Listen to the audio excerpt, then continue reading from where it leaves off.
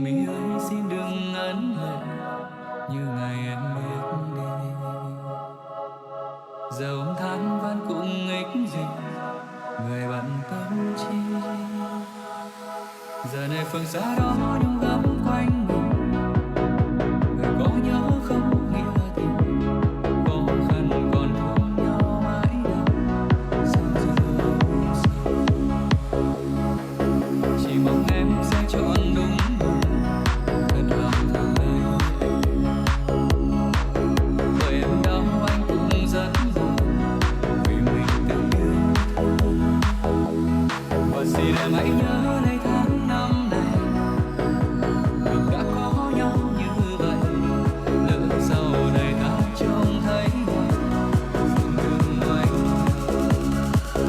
Cả cuộc đời này anh không tha thứ cho bản thân mình vì đánh mất em. Một người đàn ông nhưng đang than khóc như một đứa trẻ. Buồn phiền nào hơn khi anh trông thấy thế giới của mình xanh bước bên ai. Vì sao người lại đang tâm nỡ dễ tim anh làm hao.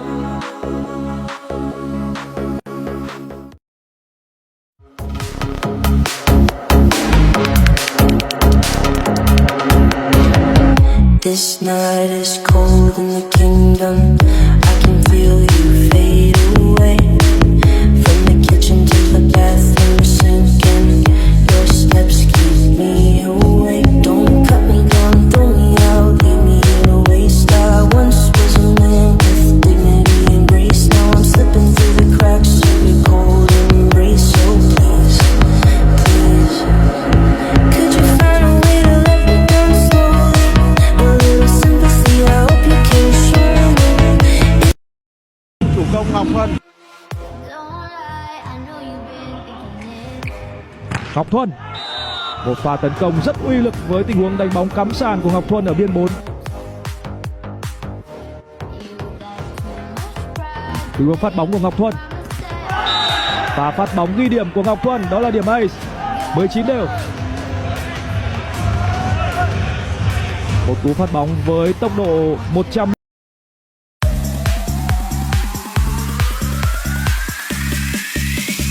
Gió nhẹ sang tôi nhớ trời xuân, nắng hừng lên tôi ngỡ đông đàn. Ai có ngờ đâu đông vẫn còn đây, xuân chưa về. Tôi nhớ tình ta xanh ngát trời xuân, đâu biết ngày đông kéo đến mơ trần. Yêu mấy rồi này cũng hóa tàn phai theo người. Gió mang hương về giờ em ở đâu, vương trên môi nụ hôn của ai. Để bây giờ tình ta sẽ không bền lâu được thêm nữa đâu. Xin em ngày cứ đi đi thật xa, đường về đây điêu kẹo những thứ vốn không thuộc về một người vô tâm. em là một người xa xưa cũng sống quê em như con đồ đầu. Nhớ lòng khúc gió đó em còn một thời mong mơ, giờ đâu thấy cô bé năm ấy anh còn sầu vương trên đôi mắt tôi đều tiếng nước tràn qua. Không anh chẳng lòng ta từng đêm thâu trắng cho ngóng đưa vào lại có nhân một lần được không? Còn thương sao ta không tiếc buồn phút ta bên nhau suốt kiếp mỗi lúc duyên đến đây cô chân như là còn cối lời rơi trên trái môi. Em quay đi buồn phiền người từng ngày trên đôi mi dần để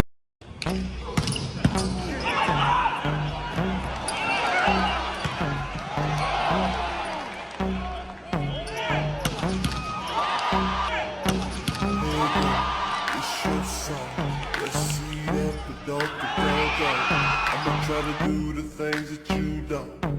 Maybe it's your party, I just wanna play. What's that sound? What's that?